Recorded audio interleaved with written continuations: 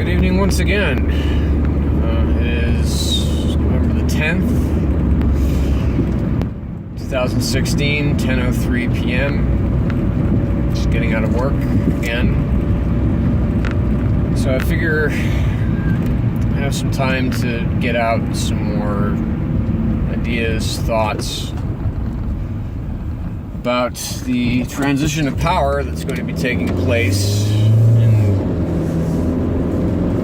about 2 months.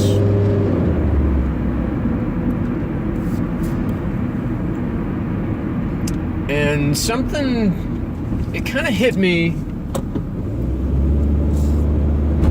well, I won't say today, but it was definitely recent. It was, it's been since the election. And it really should have been something that I thought about earlier, I guess, in a way.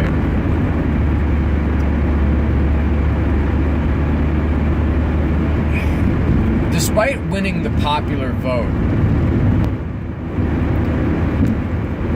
what were the Democrats thinking by nominating Hillary Clinton? I mean, I get it. You want to keep the same kind of, historical landmark election vibe going. But by, having our first woman president. And God knows I'm all for that. I mean, I didn't think our first African-American president was even going to be a Democrat. I thought it would probably be a Republican. But we got one. He was a Democrat. And despite what some people may say, he did a pretty fucking good job. There are operations and treatments that my wife had to undergo that were helped by the ACA. And I didn't really have to pay that much more that I can think of for my benefits. So, I know that the Republican establishment will continue to rail against Obamacare, but for a lot of people, it does work. So, but the real problem with Hillary Clinton, it's not the emails, it's not Benghazi, not any of the things that people continue to attack her on. And it, like I said, is just like a ton of bricks. It just seemed to really hit me the other day, is that Hillary Clinton is essentially, she's Mitt Romney. She's a wealthy white woman, and she's not even Mitt Romney, because Romney wasn't even that much of isn't nearly the insider that Hillary is. I mean, she,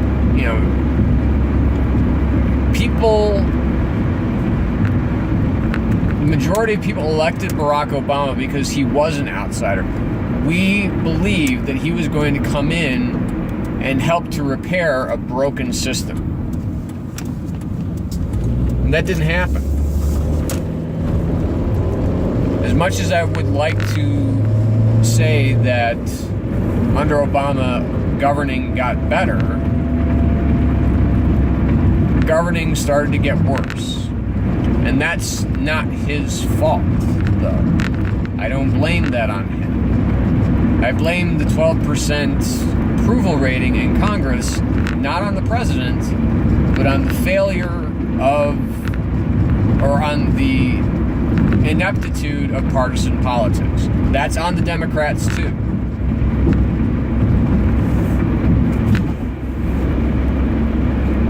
Democratic Party really fucked themselves. How on earth could Hillary Clinton appeal to most of the people that came out to vote? Well, okay, I won't say most, but most of the people that should have come out to vote. Middle class, middle income Americans who, instead of being afraid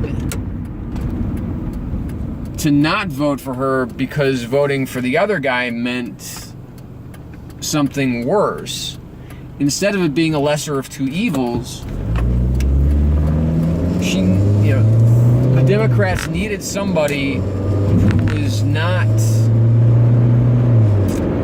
just another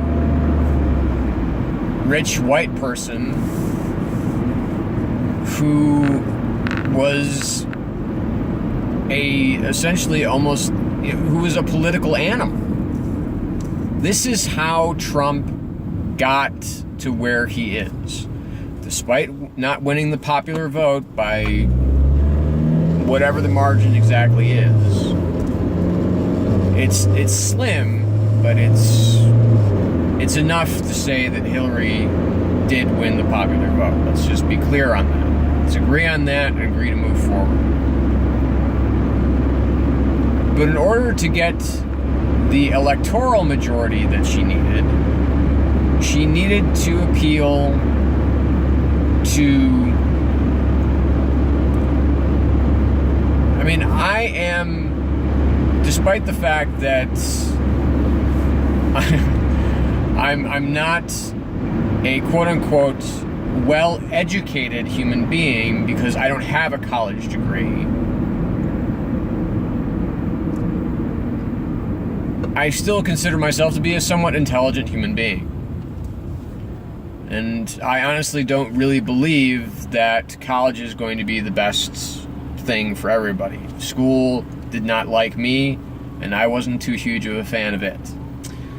So, that aside, but I'm very, very, very, I mean, I'm close to the poverty line. I mean, so that's, that's kind of, sorry, I'm just a cop. It's not after me, it's just, okay. Alright, so,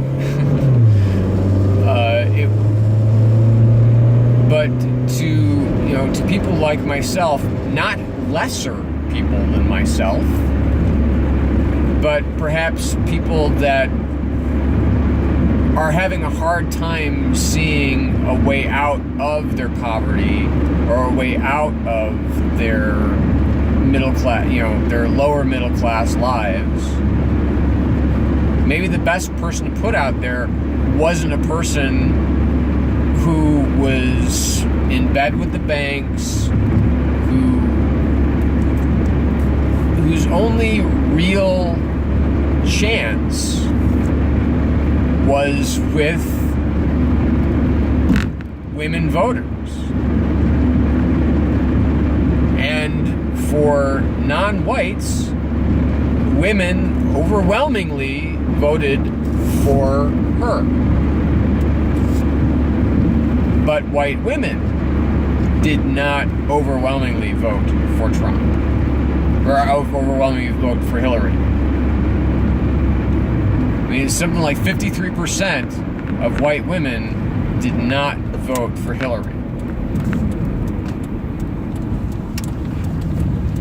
And that's, to me, it feels stunning when you look at it, but when you think about it,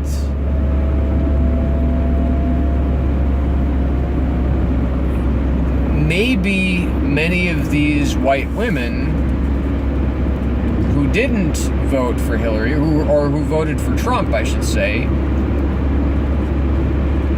I don't really believe that whole the things that I've been seeing, like, well, if you're a woman and you voted for Trump, then you're voting against your own gender. No, I don't really believe that.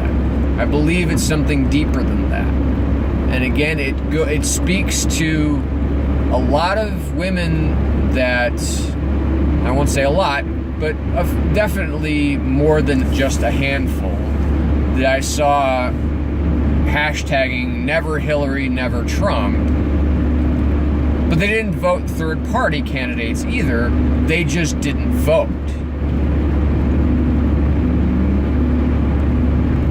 So that the protest, the abstention hurt Hillary more than it hurt Trump. That's obvious by now.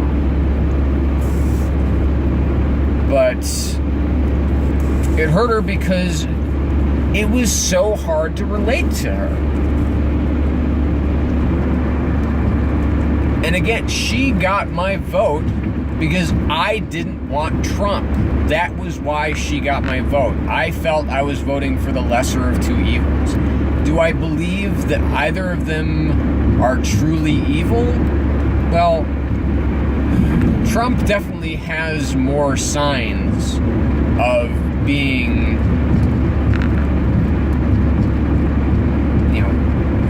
more overt in his demagoguery and his xenophobia and his sexism and his misogyny, and the fact that there are certain things that he just he behaved petulantly. He's continuing to behave petulantly, calling the protests that are going on right now against his presidency, calling them media driven. That basically the media is still very much in the tank for the Democrats, and it's the media that's stirring this fervor and this frenzy. It's like, no, dude, you got it. There has to be some introspection from this dude. Okay, Trump has got to look inside himself for a little while and say to himself, you know what? I am, at least in part, responsible for this. Because again, Hillary could have aired ads 24 hours a day just with Trump quotes. And that's all that would have been necessary for her to do, is just say, look at this guy. How can you fucking vote for him? It's unfathomable. But people did. They came out, they voted, because people who vote generally are people who are, unemployed, underemployed, or retired. Those are the people that come out to the polls and vote. Now, that's not to say that they don't deserve a voice, or that they're, that because they're unemployed or underemployed, that they're bad people, or that they don't, that they're not deserving of our time or of our attention. And that's the crux of what I'm trying to get at here, is that Trump appealed to those people by saying, I see you're in trouble, and I'm going to make sure that you're aware that a vote for me is a vote for making America great again. Because the baby boomers, the unemployed, underemployed, a lot of them feel very, very disenfranchised by the process of the election. I mean, how could you not after a certain point in time? It's like, well, you know what? We got Barack, in there, not necessarily with relative ease, but it seems like it was a lot easier because, concession speeches were made relatively early on in the evening.